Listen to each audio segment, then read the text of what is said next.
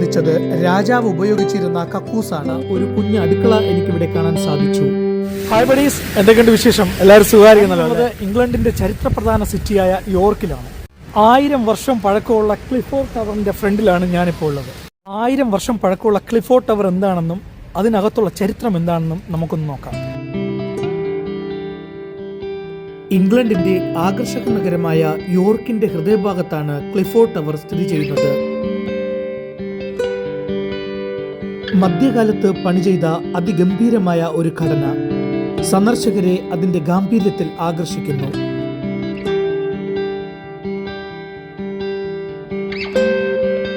ഈ iconic landmark മധ്യകാലത്ത് വലിയ വിജയങ്ങൾക്കും ദുരന്തങ്ങൾക്കും സാക്ഷ്യം വഹിച്ചിട്ടുണ്ട്.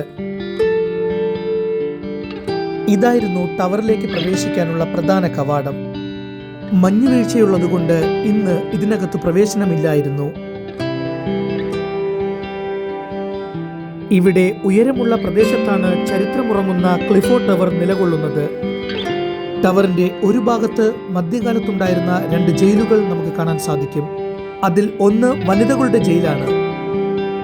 ഇതിന് പുറംഭാഗത്ത് ഇന്ന് പല വിപണനശാലകൾ സ്ഥിതി ചെയ്യുന്നു.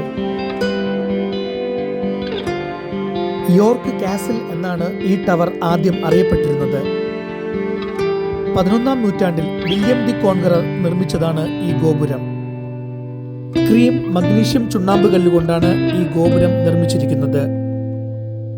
നൂറ്റാണ്ടുകളിലുടനീളം ഈ ടവർ ഒരു രാജകീയ വസതിയായും ട്രഷറിയായും ജയിലായും പ്രവർത്തിച്ചിട്ടുണ്ട്.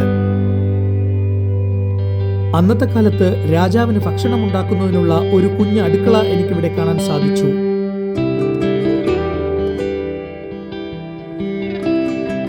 നൂറ്റാണ്ടുകളായി ടവർ അതിന്റെ ചരിത്രപരമായ പ്രാധാന്യം സംരക്ഷിക്കുന്നതിനായി നിരവധി പുനരുദ്ധാരണങ്ങൾക്ക് വിധേയമായിട്ടുണ്ട്. ഈ കാണുന്ന പടവുകളെല്ലാം തന്നെ ഇപ്പോൾ നിർമ്മിച്ചതാണ്. 1190 നടന്ന യോർക്ക് കൂട്ടക്കൊലയുടെ കാലത്ത് നഗരത്തിലെ 150ഓളം വരുന്ന ജൂത സമൂഹം ടവറിനകത്ത് അഭയം സ്ഥാപിച്ചു. ഇതറിഞ്ഞ അക്രമാസക്തരായ ജനക്കൂട്ടം ടവർ ആക്രമിച്ചു. ആക്രമണകാരികളുടെ കയ്യിൽ വീഴുന്നതിന് പകരം തങ്ങളുടെ ജീവിതം അവസാനിപ്പിക്കാൻ അവർ തീരുമാനിച്ചു. ഈ ദുരന്തം ഗോപുരത്തിൽ മായാത്ത മുദ്ര പതിപ്പിച്ചു. ഇതിന്റെ ചുവരുകൾക്കെല്ലാം തന്നെ ഒരു സവിശേഷമായ ചരിത്രമുണ്ട്. ഈ ടവർ നിർമ്മിക്കപ്പെട്ടിരുന്നത് പലതരത്തിലുള്ള മുൻകാഴ്ചയോടുകൂടിയാണ്. ഇവിടെ അന്നത്തെ കാലത്ത് രാജാവിന് വേണ്ടിയുള്ള ഒരു ചാപ്പൽ കാണാൻ സാധിക്കും.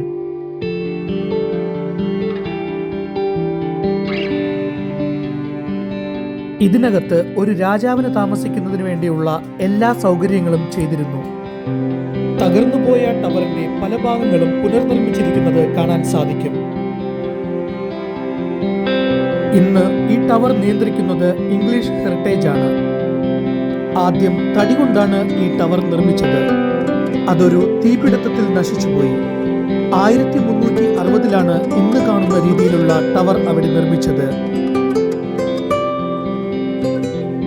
ഇവിടെ എനിക്കൊരു രസകരമായ കാഴ്ച കാണാൻ സാധിച്ചത് രാജാവ് ഉപയോഗിച്ചിരുന്ന കക്കൂസാണ്.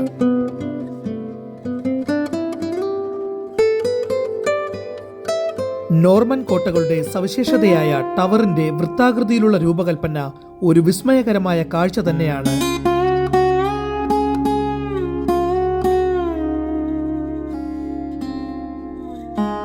ടവറിന്റെ മുകളിൽ നിന്ന് നോക്കുമ്പോൾ മധ്യകാല നഗരത്തിന്റെ ആകർഷകരമായ മേൽക്കൂരകളും തെരുവുകളും കാണാൻ സാധിക്കും.